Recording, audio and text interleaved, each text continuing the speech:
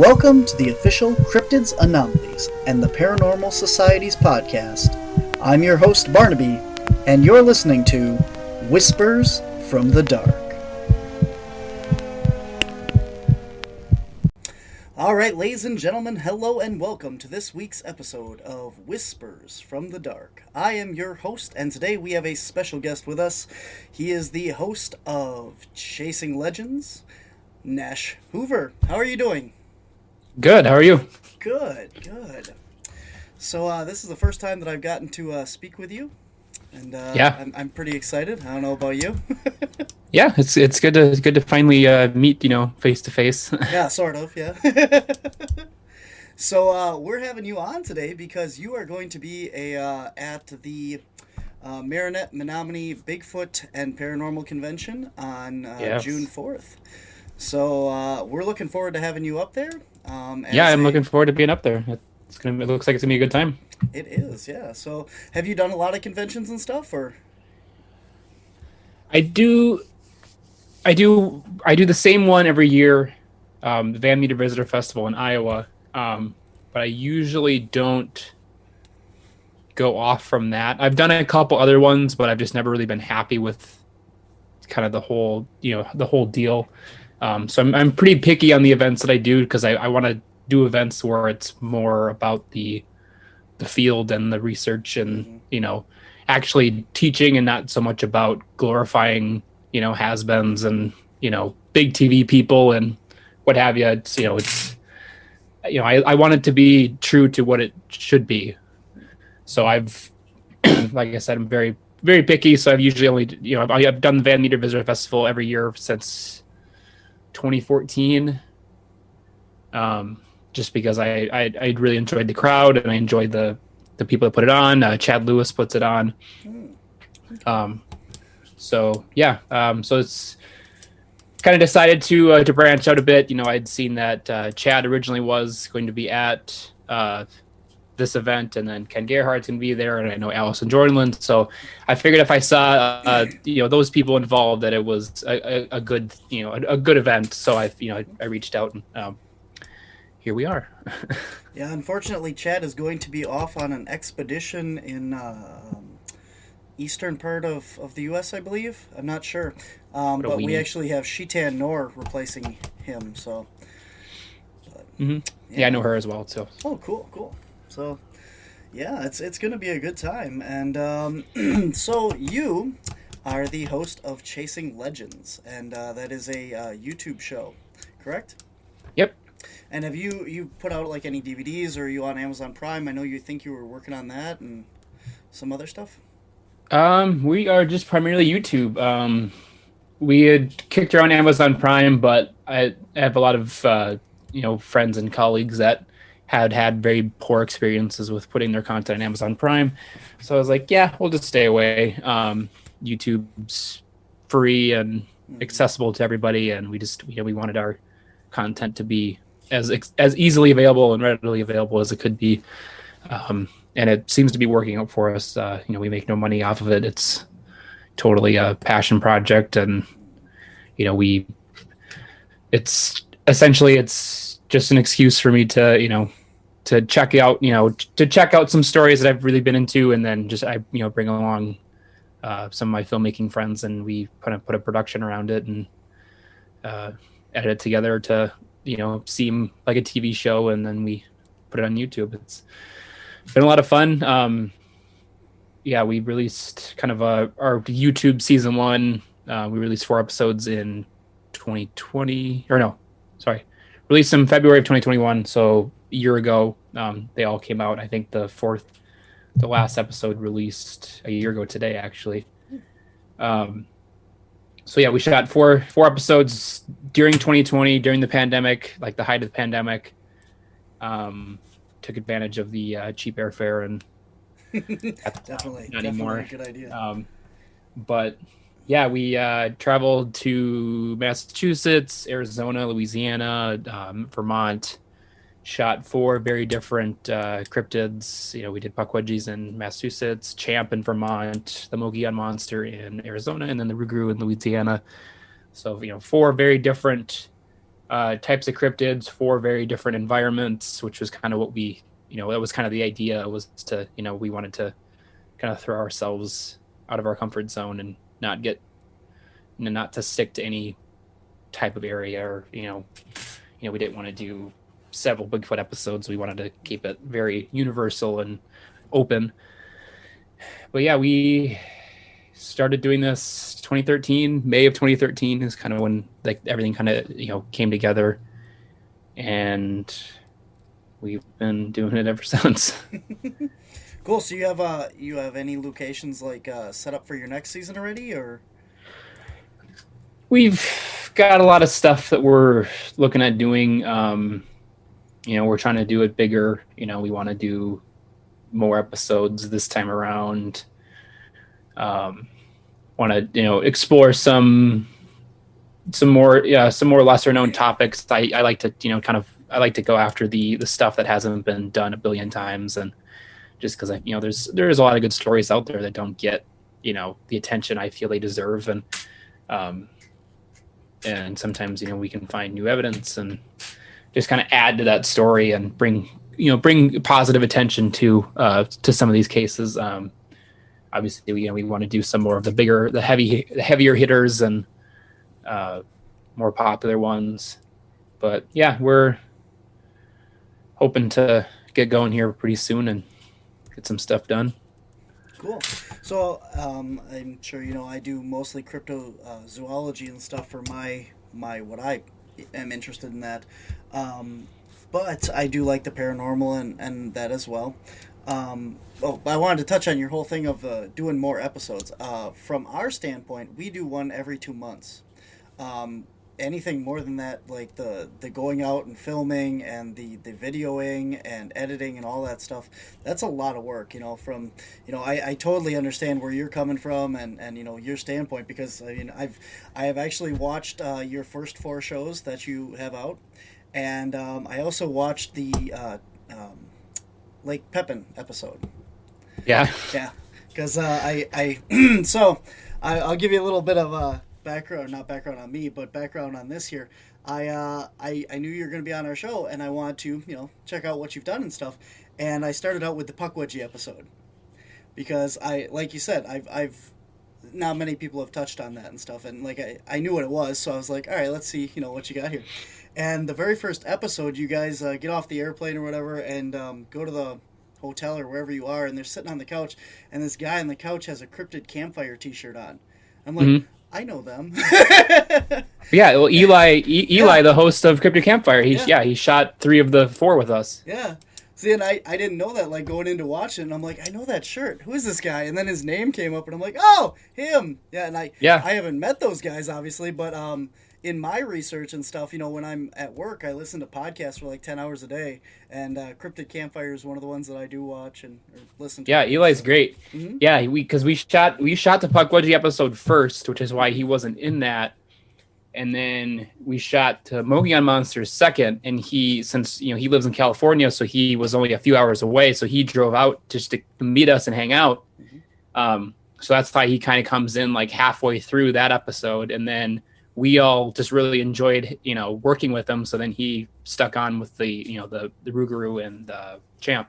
Mm-hmm. That's really cool. Yeah. So that's my little tie-in for your show and stuff. I mean, because I was like, hey, that's a cool shirt. I listened to that. And then I see him on the episodes and I'm like, hey, I know that name. So yeah. And then of course I went on to their podcast and I found episodes with you on there. So yeah, I checked those out as well. So, so I also want to give you some props too, because the Mogollon Monster, I do a lot of Bigfoot. I do a lot of Bigfoot in Upper Michigan and throughout Wisconsin and Kentucky and Tennessee. I've done work too, and I have not heard that name before. You're welcome. Yeah, thank you. you would be surprised, or but maybe not surprised at the amount of people in the Bigfoot community that found out about that because of our episode, or just me kind of bringing it up to them. Yeah, that's one of those ones that it rarely gets touched on. I don't even remember. I honestly, that's been on our episode list for probably 5-6 years, and I don't even remember how I came across it. But it's always been one that had kind of fascinated me because it doesn't get any attention. And when we were putting that episode together, it was so hard to find anybody in Arizona that we could even interview. And I lucked out. David Weatherly wrote one of his state books is on Arizona, and he has quite a huge section on mogollon monster in there, and has people that he interviewed for his section. So I took that and reached out to some of these people, and that's how we got like Alex Hearn, and then Kevin and Chuck, who we interviewed out in the woods. Kevin has a YouTube channel called Arizona Bigfoot, and it's just it's pretty much him documenting his kind of research into the Bigfoot up on the Mogollon Rim. So I reached out to him, and that's how we found him. But yeah, there's not much out there on that one, and it's kind of sad because that's prime habitat for something to live out there very comfortably and undetected. And I've heard a lot of stories from Arizona of Bigfoot creatures and stuff, but I've never heard the name in reference to that. So that was really cool. When I first saw it come up on your episodes list, I thought maybe it was like the Mongolian monster, or not Mongolian monster, Mongolian deathworm. Yeah, and I was like, man, this guy went to Mongolia? Oh man. I wish. I was super pumped, and I turned it on, and I'm like, oh, I totally read that wrong, and oh, Bigfoot, interesting. So that was cool. And we don't do a lot of the like lake monsters and stuff because for our team, if we're gonna go out and do something, we want to do it 110%.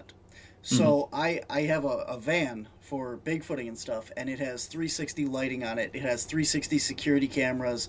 It ain't all terrain by any means, but if something crosses the road when we're out, looking around for stuff, we're gonna catch it on video.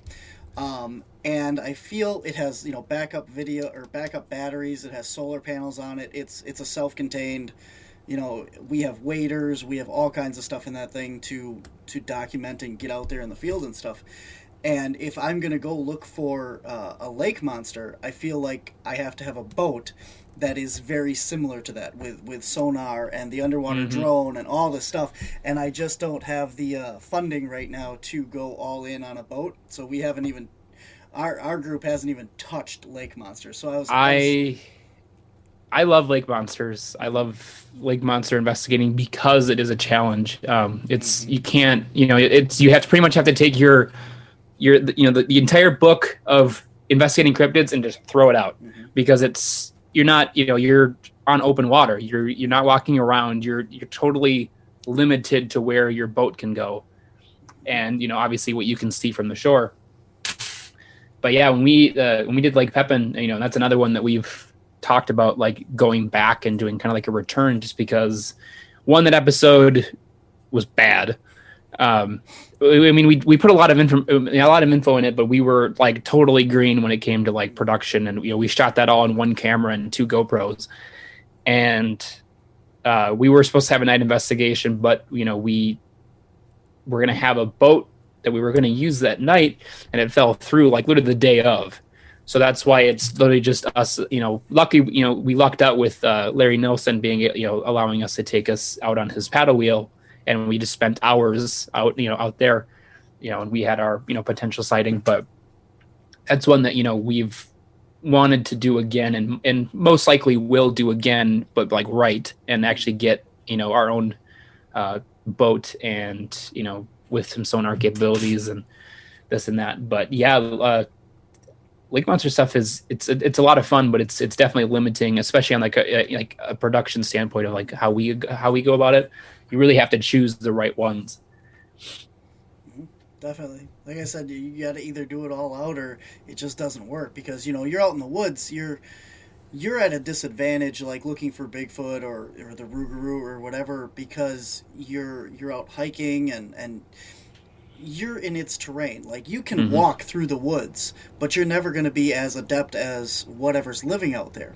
And now you go out on the water looking for something and you can't breathe underwater. Your vision's probably limited by whatever's in the water, and you're just at a complete disadvantage to anything that you're looking out for out there. So you're probably never going to find it because it's way smarter and way better at living there than you are. So. So, we talked about what you got coming up and stuff. So, I want to talk to you about your favorite cryptid because I already know what it is. I was going to say, like, you're asking like you know. I already know what it is. So I am really surprised because obviously I knew what it was when you said it. Well, okay, tell everybody at home what your favorite cryptid is. It's a different one. The reaction that I get from people is always comical because it's so far out there at the same time that it's not. So my favorite cryptid is the thylacine, the Tasmanian tiger. I cannot tell you why. It's a secret. No, I don't. That's the one that I've researched the heaviest, and and I've been researching since I was 6 years old, and I've that for some reason that's the one that I always gravitate to. I've always look very deep into, and that's the one that out of all the ones that I've researched all over the world, that's the one that I so badly want to get on the ground and look, and launch an expedition into. If you're unfamiliar with the Tasmanian tiger or the thylacine, it was a real animal that was brutally hunted to extinction by people. It lived it was in mainland Australia and then in Tasmania. It was pretty much forced. It died off of mainland Australia first once the dingo was introduced, and it had to fight for food source, and dingo obviously won. And then on the island of Tasmania, it was just essentially hunted to extinction because it was deemed a threat or a nuisance to local farmers, and there were essentially a bounty put out on it, and a lot of people made some decent money hunting these thylacines. Their train also went up into Papua New Guinea, which I feel if there are any still alive, they're either in kind of the mountains of central Tasmania, where there aren't any people, or it's very possible that there are in mainland Australia still a ton of sightings. But Papua New Guinea, I feel like would probably be the most likely because Papua New Guinea is so unexplored because it's like the Wild West. Like there's new species that get found there every day. So if something is, that's like a lot of people say that if dinosaurs still exist, they're either in Central Africa or they're on Papua New Guinea. Just because no one goes into these jungles. So yeah, it's definitely one of those ones that I've just fallen in love with. And I feel the protocol of deeming an animal extinct is not based on science, and it's more of just, we haven't seen one in a week, I guess it's gone. Like people are seeing these things, and they're smart, and they know where to hide and how to hide, and so yeah, I definitely feel like they're still out there. I hope they're still out there. Mm-hmm. They're a really cool animal. I've watched the videos, obviously, the Hobart Zoo and stuff like that, and I haven't seen the new ones that they claim that they found now. Have you seen those? There were supposed to be two new footages that they had found. Was that the one guy that was like, proof of thylacine found and made like a whole teaser for his evidence, and then it just was clearly something else? There was there's the videos from the Hobart Zoo that they recently recolorized and stuff. Oh yeah. But there was two other videos, like 30-second clips or something, that was in the news. I don't know. I'm very fluid with time, but recently, the unreleased ones of Benjamin, and that's cool. It's I've got a couple of the colorized ones too, saved somewhere.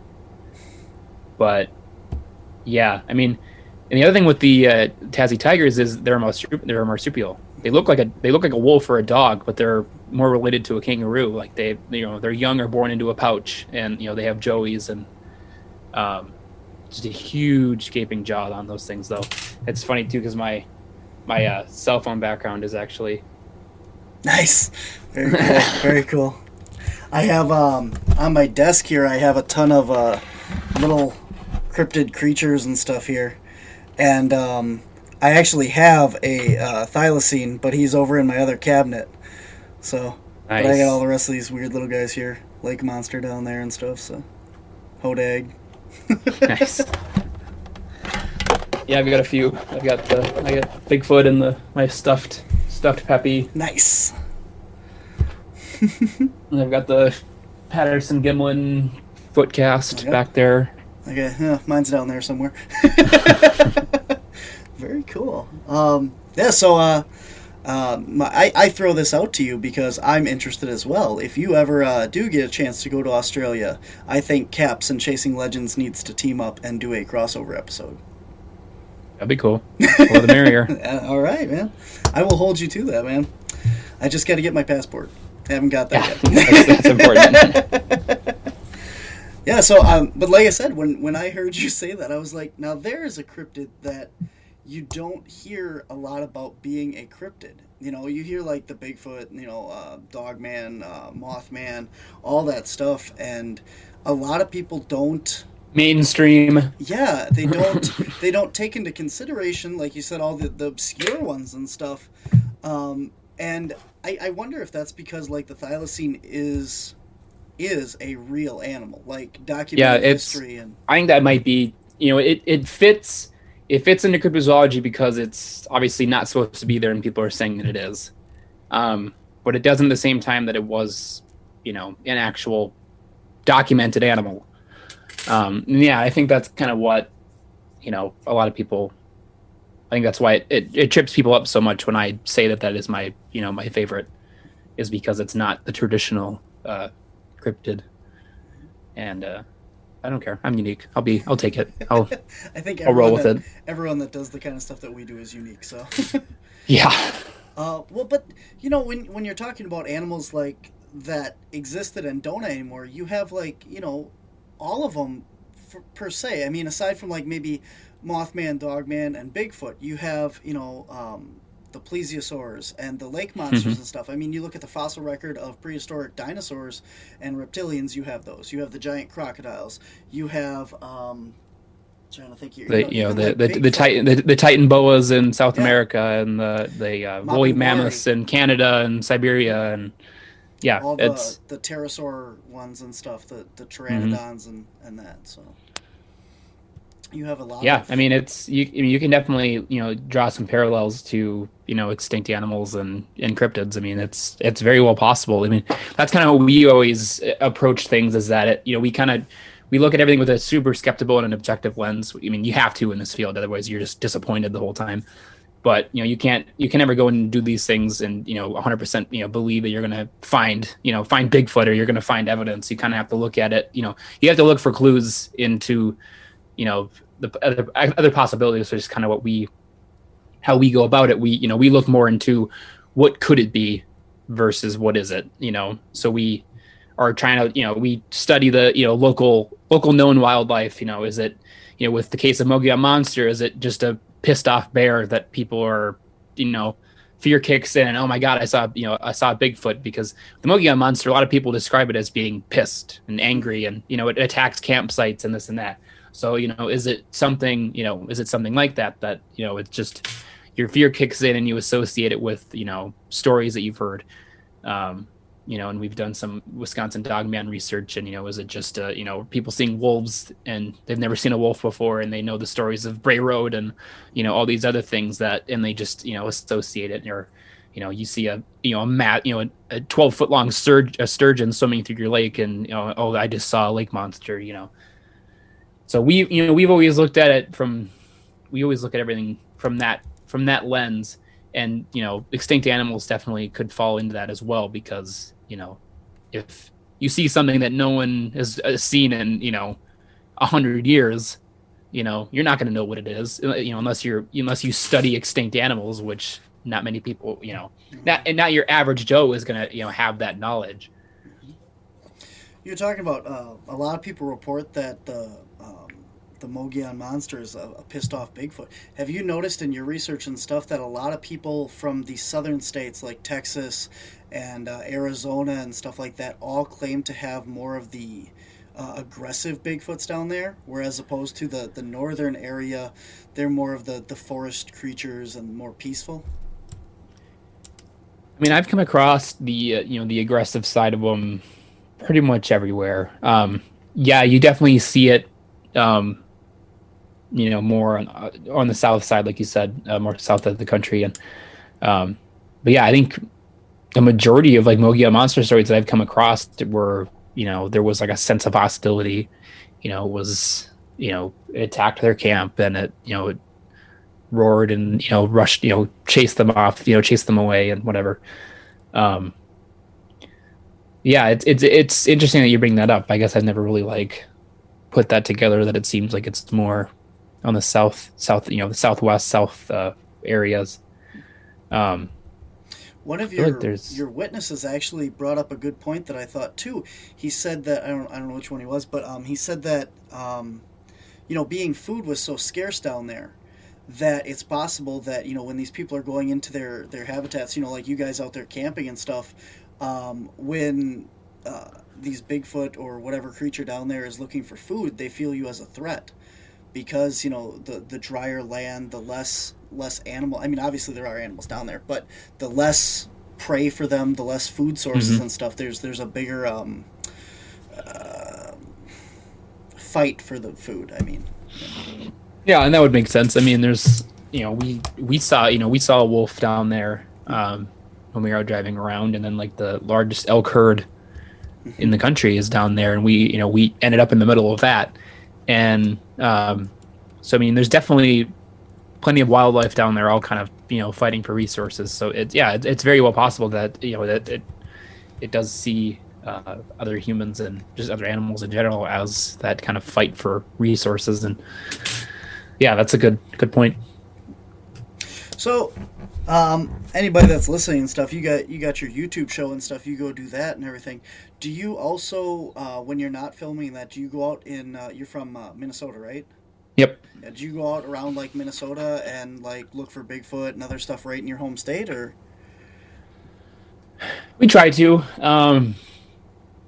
If I'm ever, obviously, if I'm ever up north, I'll do some poking around. But it's hard. It's hard where I live because it's I live in South Central Minnesota, so it's mostly fields and nothing. Mm-hmm. So it's kind of. I was definitely an armchair researcher for a good portion of my career until I was finally able to afford to travel to places and do research. Lake Pepin's nearby, so that's probably the one that I've, outside of the episode that we shot, have been there the most, doing research and field research and stuff. So yeah, I mean, I try to as much as I can. With factoring in a day job and family, but yeah, I definitely don't do it as much as I wish I could, and I want to start doing more just like specific research trips, no production, just specifically going and researching. So that's something I definitely want to do way more of. I lost my train of thought there. You got me off. You're what were you saying?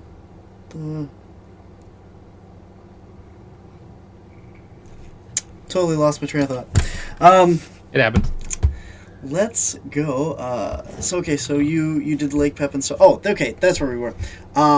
So I definitely saw the ripples in your Pepin episode that you guys are talking about. And from my standpoint, watching the video, I mean, I couldn't tell you. It looked like from the editing and stuff, it kind of looked like there was a boat that had gone through there, but that even if so, the boat was going the opposite direction. Is what I'm trying to say there.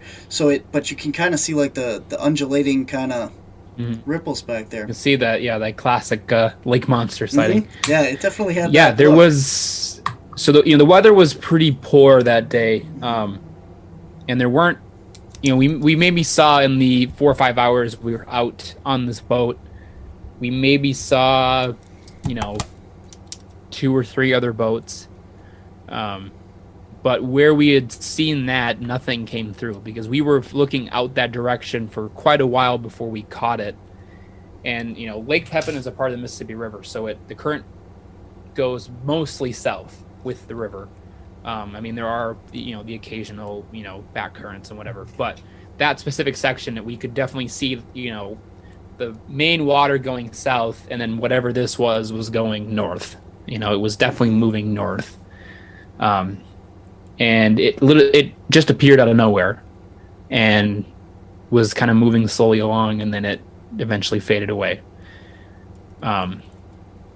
Not saying it was a lake monster. I mean, I think we chalked it up as an unusual wave pattern in the episode, but definitely something that does fit with eyewitness descriptions of seeing something seemingly large moving through the water. So yeah, that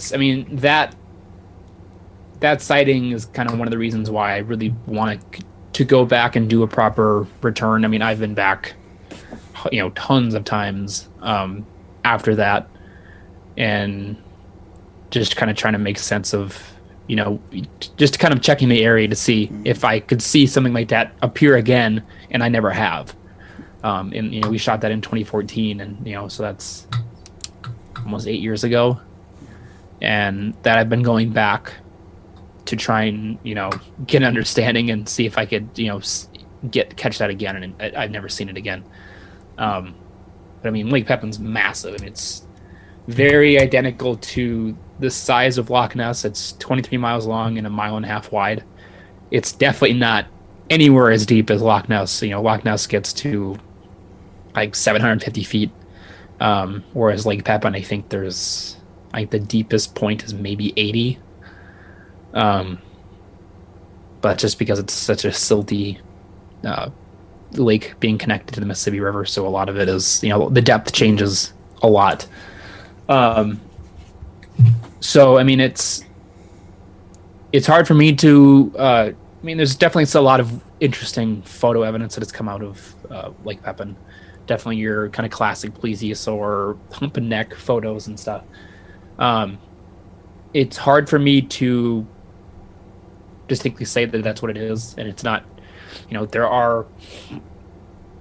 are known to be sturgeon in the lake. There's gar in that lake. There's large fish that definitely could attribute to some of the sightings, but it's hard to say. I mean, that lake is so muddy because of being a part of the Mississippi. You can't see anything, so you would have to breach the surface for you to even know that you're looking at something. So you're talking about like seeing like the fish and stuff like that, and possibly writing that off as what it is. But are you familiar with the eDNA study of Loch Ness? Yes, the eels, the eel DNA. Yeah. See, one of the things that bothers me about that is a lot of people claim that these things, like they get the pictures of the neck coming out of the water and stuff. Now, when is the last time you saw an eel stick its head out of the water like that? You don't. It doesn't. Yeah. So even with these sturgeons and stuff like that, if you're having the humps and the undulating in the water and that, I mean, you could write that off as a large fish, a log or something, but without it being, written off as an actual hoax or something that somebody put there, what else do you have that cranes their head out of the water like that? Yeah, there isn't much. But the issue with plesiosaurs is that they're very similar to like modern day dolphins, where they have to breathe air. They're not totally aquatic. So that's kind of like the main argument against plesiosaurs is well, we would see them way more coming to the surface for air, unless it's something that's full. Over however many millions of years has evolved to not need to breathe air, which it's definitely possible. So with I know that's a lot of the dinosaurs and stuff. I mean, I just had Sheetan Noor on the episode 2 as well here. We just recorded an episode, and we were talking about lake monsters and stuff with her. And, looking at the movies like Jurassic Park, when that was filmed in 1994, the things that we have learned about the fossil record and the way that these animals lived and looked and everything has changed so much, even from the original Jurassic Park movie to the stuff now. So we were talking about how it's possible these plesiosaurs might not have been reptiles at all. They could have been amphibians or fish and been able to breathe under the water. And that's why we're not seeing these things breach as much and come up for air. So what are your thoughts on that? It's so hard to judge what an animal was like when we have only seen the bones. I mean, when it comes to dinosaurs, it's anything's possible. That's that's one of my favorite memes is someone talked about or someone made up what a dinosaur sounds like without even ever hearing what they actually sound like. They could sound, they might not roar at all. It could just be like a bird sound or something completely innocent sounding. And purrs like a kitten, this big T-Rex. Yeah. So yeah, it's definitely there's so many what ifs when it comes to lake monsters. I think that's one of my favorite. I think that's why I enjoy researching lake monster stuff so much. I mean, like when we were out in Lake Champlain, there's so many different directions that could go. I mean, you have so much good evidence that has never been explained, and that lake is huge. I mean, it's 120 miles long, and it's what is it, 30? It's wide. It's big. It was, and it's only a fraction of the size that it used to be. I mean, it was at one point called the Champlain Sea and was actually connected to the ocean. So, anything could be living in there, and we don't know. I mean, we were seeing depths of almost 400 feet when we were going out, and that's no one, and from what we understand, no one actually knows how deep Lake Champlain truly is or could be. I mean, there's literally a mountain range in the middle of the lake that you can see. You can see the peak of it stick out of the water. And the guy that took us on the boat has told us that there's, very likely cave systems down there that have never been explored, never been seen by anybody, that could definitely be hiding something. I'm definitely on the large turtle hypothesis when it comes to Lake Champlain, just from what we gathered and kind of what a lot of people described it as, where it's, kind of a shorter neck with, the pretty round, shell back. That definitely would make the most sense to me, but you never really know. It's jury's out. It could be anything. I mean, you got the Mansi photo and it looks very plesiosaur-like, but then you've got, some video footage that it definitely looks turtle-like, and the guy that took us out on the boat had a sighting, and he definitely described it as being, all he pretty much saw was just like the shell looking kind of round back, and it just like dropped like a submarine and took off. And yeah, it's anything could be possible when it comes to lake monsters. So the original Loch Ness monster sightings and stuff, the guy that said that he saw it on land and it got the footprints and all that had all been proved to be a hoax. The guy had the big elephant trash can or elephant garbage can foot that he was using to stomp around and stuff.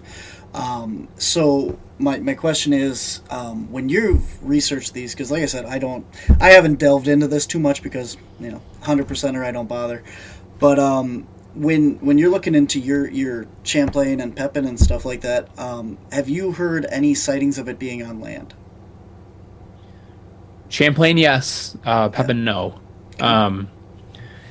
Champlain, there are definitely a lot of reports of it. There's like these little marshy areas where there was always reports that there's like large kind of disturbances in the water that like kind of like the algae and the algae and stuff has kind of been moved aside in a very large pattern. The one lady, Christine Hebert, that we interviewed, she reported it almost on land. It was literally up next to her dock. So whatever it is, it's capable of exiting the water. It's not, it's not stuck to only living in the water. But yeah, with Pepin, it's possible, but I've never come across any land sightings.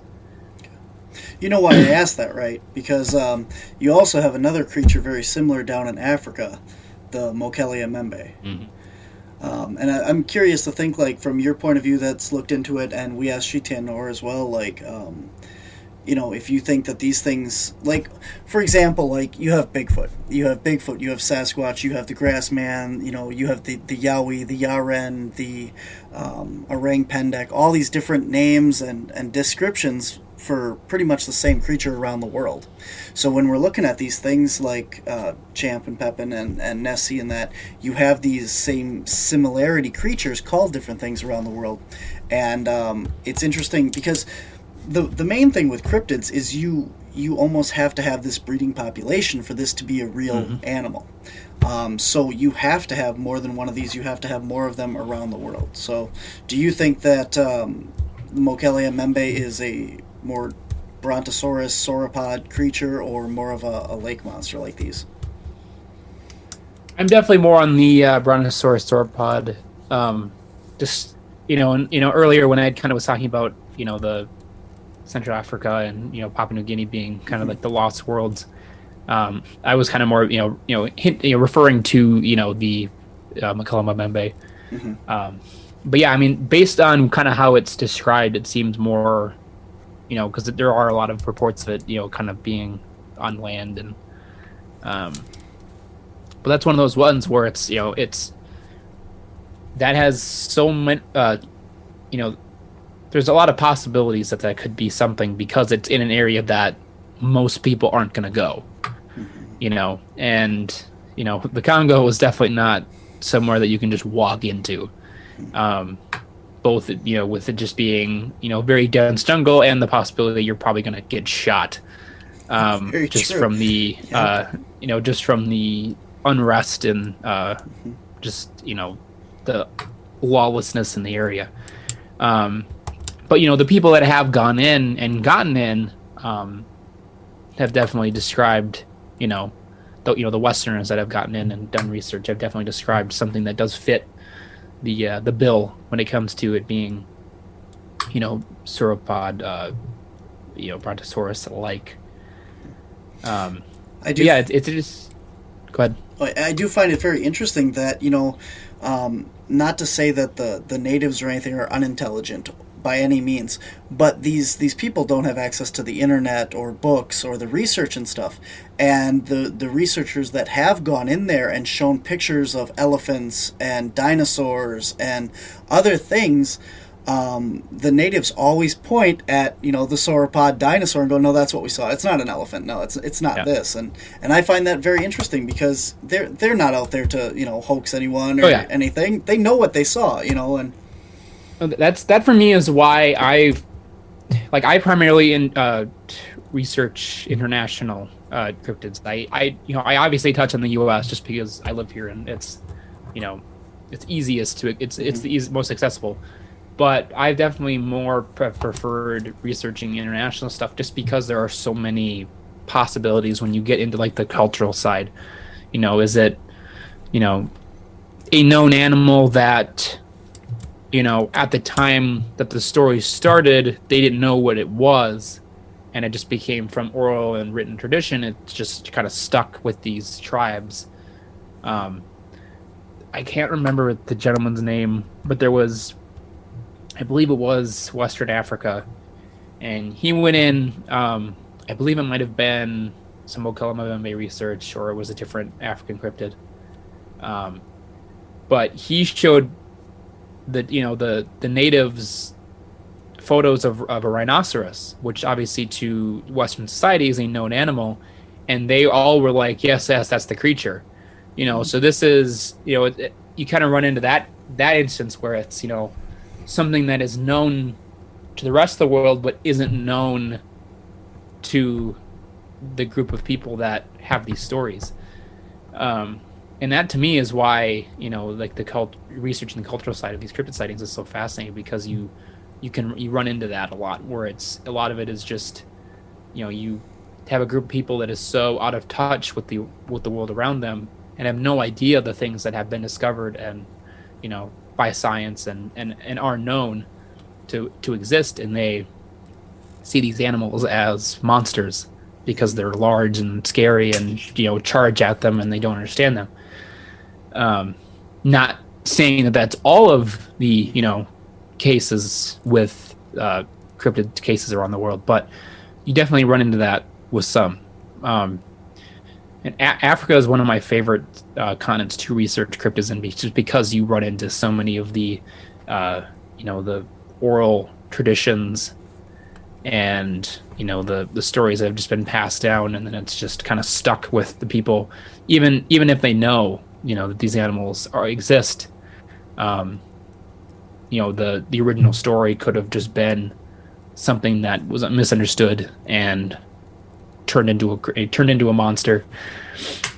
You know, and back on kind of like the mogollon Mbembe, there's so many other like dinosaur you know, cases in Africa. You know, you have the hold on, I gotta check research. I don't want to screw this name up.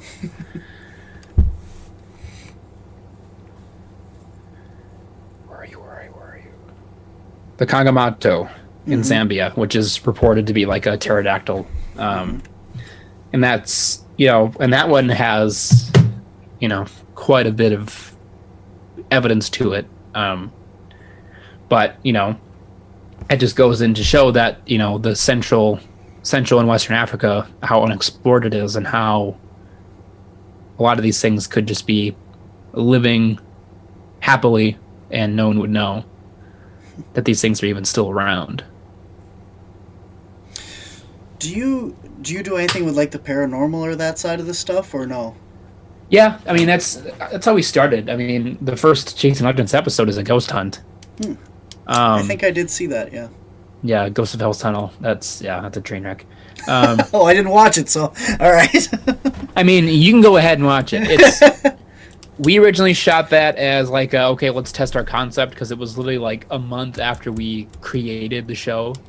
We're like, all right, let's see, you know, let's test a concept, let's go out and shoot something. Well, we ended up having like a ton of activity, so we're like, okay, we got to release this. Like, let's just put it out there and let it be what it is. But yeah, it was definitely, we shot it in 1080, but I think I edited on Windows Movie Maker, and I didn't know how to export it, so it exported out into like 480. So it's just like, looks like we shot it on a potato, but it's like, I wish I could find the original, because it was on a computer that I like no longer own, and it, you know, it was like a cheap laptop that eventually crapped out. And I wish I could find the original master and actually like release it in how it should look. But I mean, I have an HD render on a DVD somewhere, but yeah, I mean, we were into the ghost stuff for quite a while. We kind of stepped away from it just because I wasn't happy with how the field was.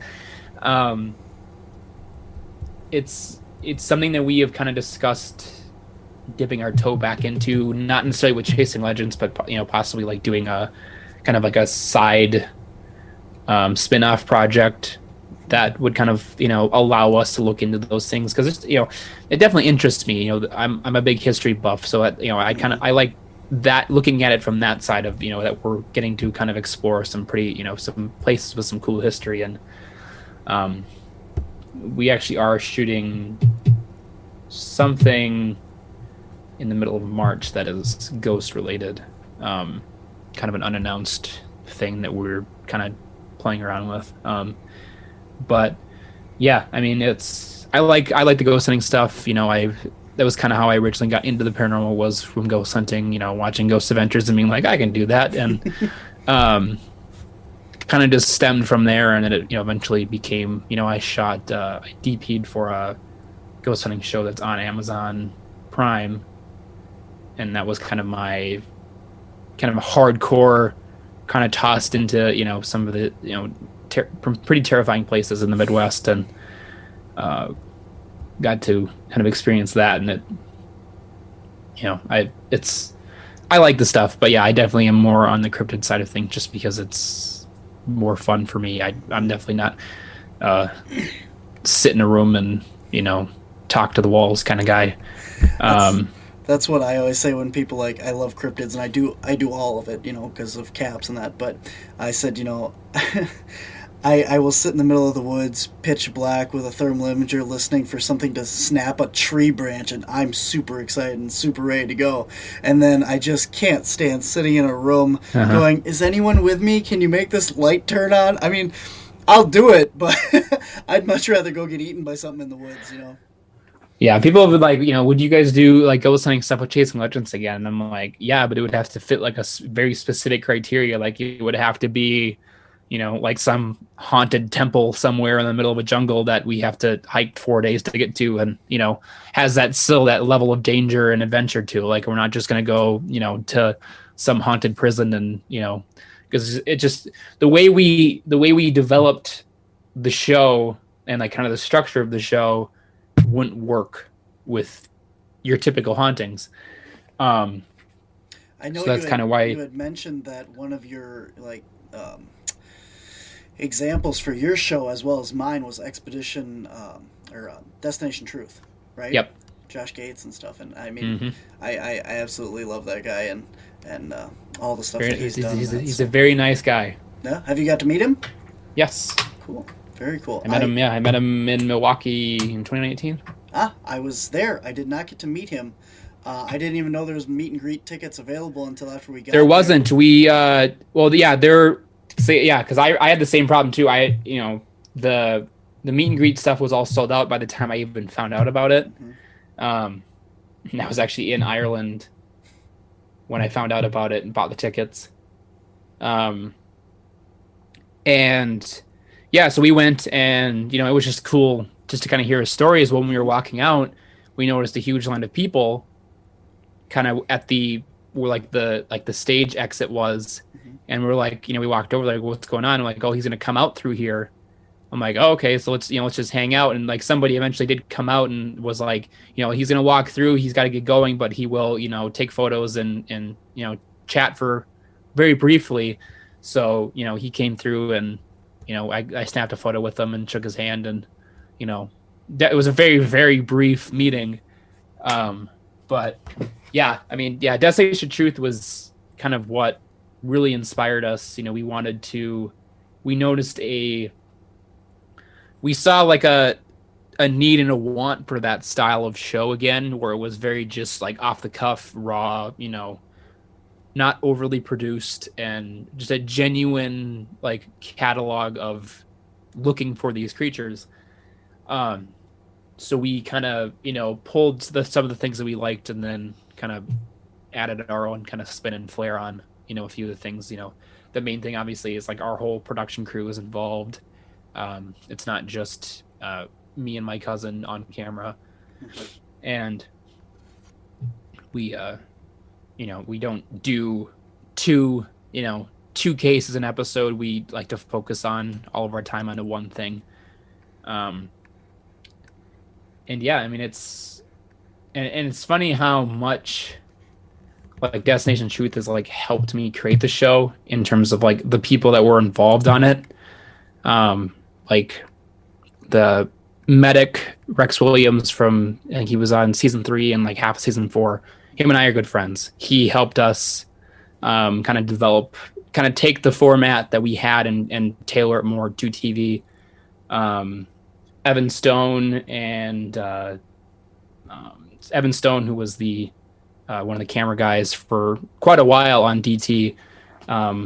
We follow each other on Instagram, and he's watched the show and has lots of encouragement. Really enjoys the kind of what we're doing, and definitely sees it as that kind of modern DT.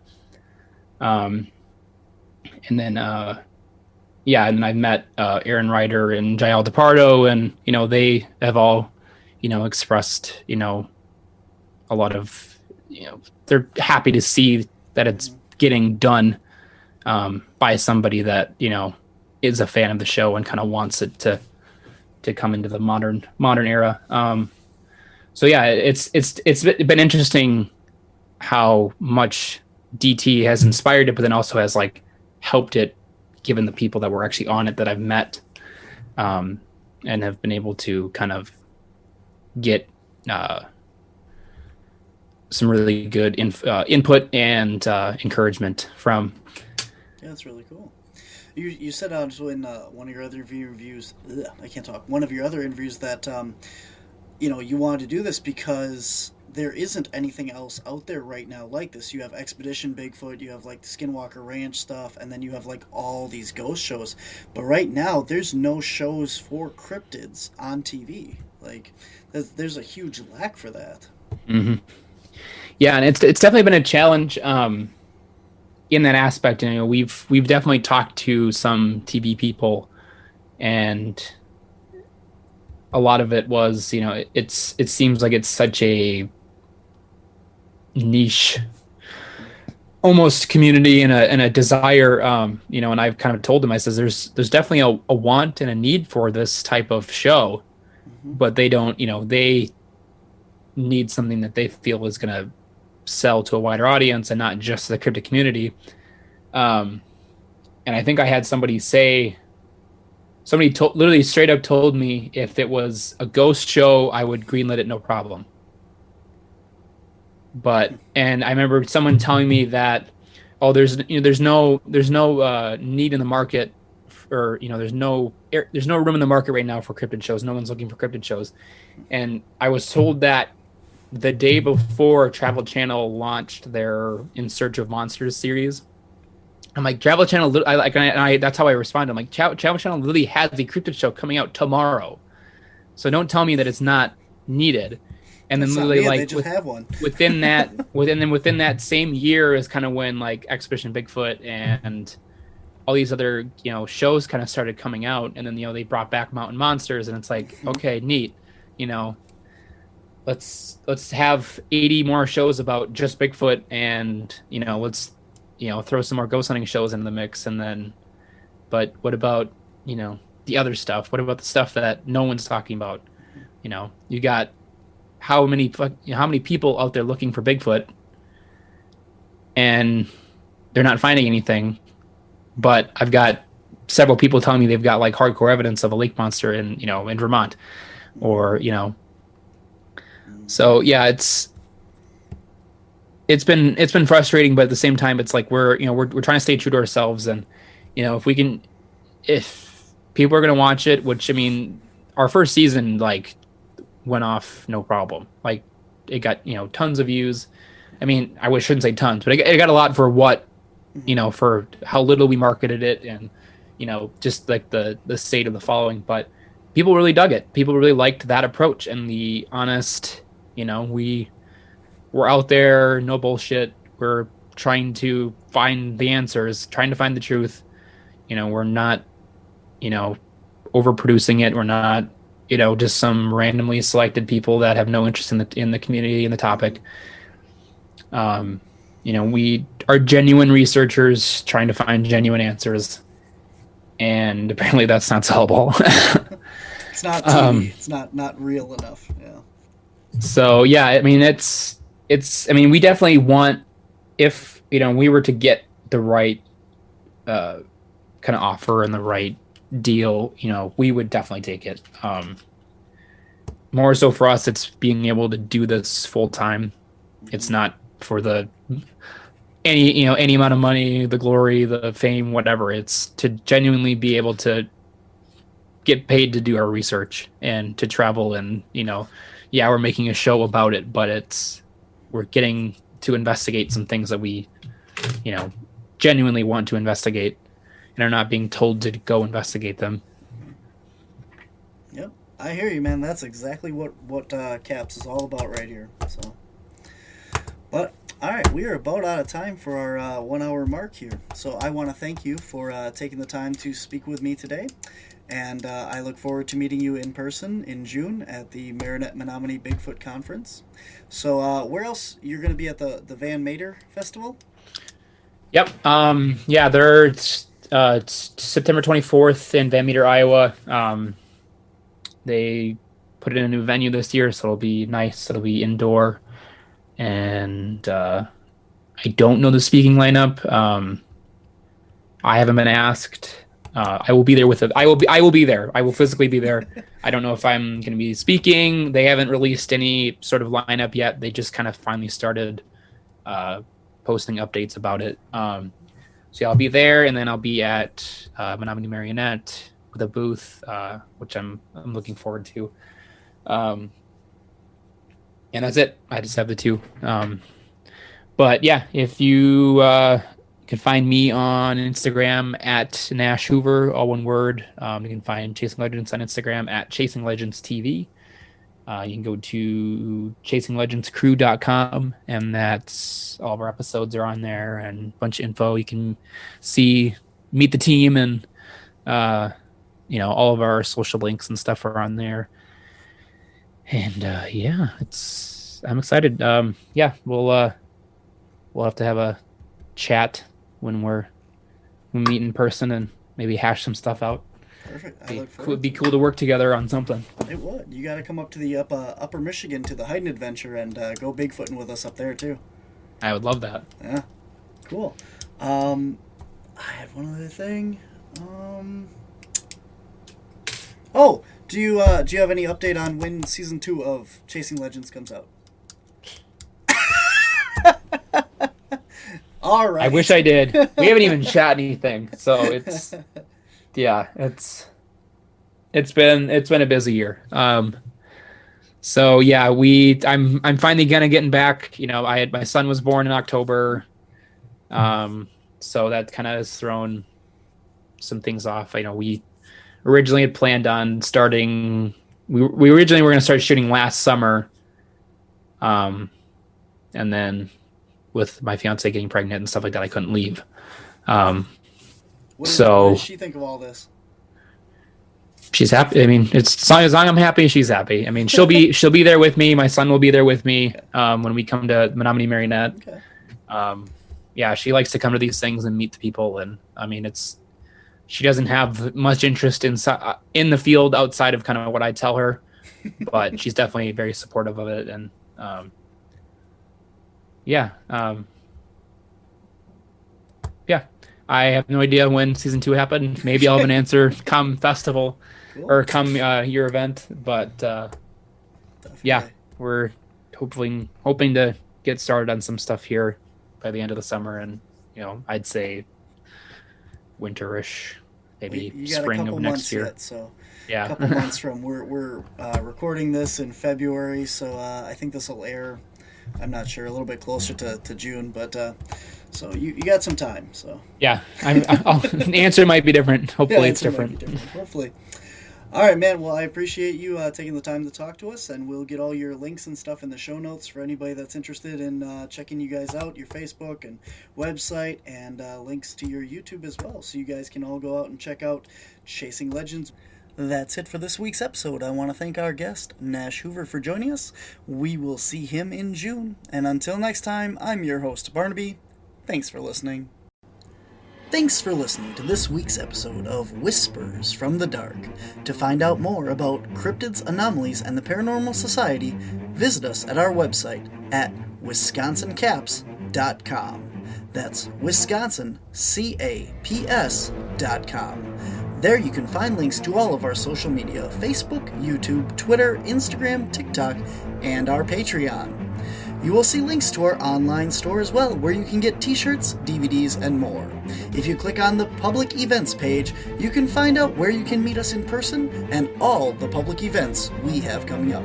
If you enjoy our podcast or our YouTube shows, please consider becoming a Patreon at patreon.com/WisconsinCaps. There you can find behind-the-scenes pictures and videos from all of our media, as well as bonus footage and evidence that we have collected. If you have encountered something you can't explain, we want to hear from you. Visit our website and click on Submit a Report on our main screen. You can choose to leave your contact information or simply remain anonymous. You can also reach us via email at wisconsincaps@gmail.com. If you would like to be a guest on our show, please contact us on our Whispers from the Dark podcast page on Facebook, or send us an email at wisconsincaps.com. Remember to like, share, and subscribe wherever you listen or watch or find us.